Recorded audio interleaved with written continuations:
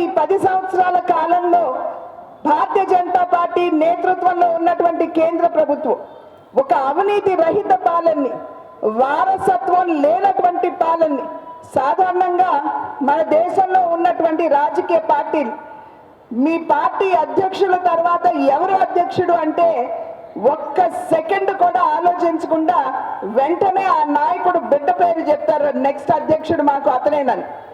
కానీ భారతీయ జనతా పార్టీలో అటువంటి వారసత్వ నాయకత్వానికి చోటు లేదు.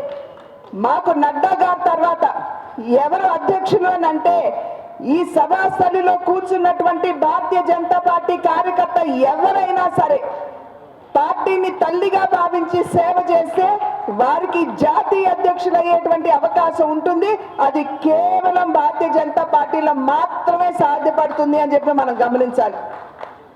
కార్యకర్తల్ని గౌరవిస్తుంది కాబట్టి భారతీయ జనతా పార్టీ ఒక సాధారణమైనటువంటి ఉపాధ్యాయుడు బిడ్డ అయినటువంటి వాజ్పేయి గారు వారు దేశ ప్రధాని కాగలిగారు. ఒక పేద కుటుంబం నుండి వచ్చి ఛాయ్ అమ్ముకున్నటువంటి నరేంద్ర మోడీ గారు వారు ప్రధాని కాగలిగారు. ఒక సాధారణమైనటువంటి పేద కుటుంబం నుండి వచ్చినటువంటి షెడ్యూల్డ్ తెగలకి సంబంధించినటువంటి మహిళ శ్రీమతి ద్రౌపది ముర్ము గారు మన దేశ రాష్ట్రపతి కాగలిగారు. అది కేవలం భారతీయ జనతా పార్టీలో మాత్రమే సాధ్యపడుతుందని మీ అందరికీ కూడా మేము భారతీయ జనతా పార్టీ కార్యకర్తలంగా సగర్వంగా మీ అందరికీ కూడా మేము తెలియజేసుకుంటున్నాం. అయితే ఈ సందర్భంలో ప్రజాపోరు యాత్ర చేశాం. కార్యకర్తలందరూ ప్రజల వద్దకు వెళ్ళారు, మమ్మల్ని చూసి ఎద్దేవా చేశారు. నిజంగా మీకు అంత ధైర్యం ఉన్నదా? మీరు ప్రజల వద్దకు వెళ్ళగలరా అని చెప్పి భారతీయ జనతా పార్టీ కార్యకర్తలను చూసి ఎద్దేవా చేసినటువంటి వారు ఉన్నారు. కానీ భారతీయ జనతా పార్టీ కార్యకర్తలు వెరవలేదు. సుశిక్షితులైనటువంటి సైనికుల్లాగా ప్రజల్లోకి చొచ్చుకుపోయారు.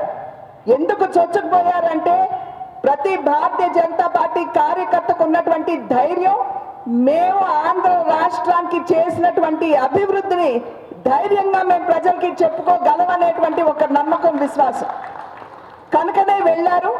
ప్రజలు కూడా అనూహ్యంగా ఆశీర్వదించారు, ముందుకు వచ్చారు. భారతీయ జనతా పార్టీ చెప్తున్నవన్నీ కూడా విన్నారు, అవగాహన పెంచుకున్నారు. కనుకనే రాబోయే కాలంలో ఖచ్చితంగా భారతీయ జనతా పార్టీని ఆంధ్ర రాష్ట్రంలో కూడా ప్రజలు ఆశీర్వదిస్తారు అనేటువంటి నమ్మకం మా అందరికీ ఉన్నది అని చెప్పి మీ మాధ్యమంగా నేను తెలియజేస్తున్నాను.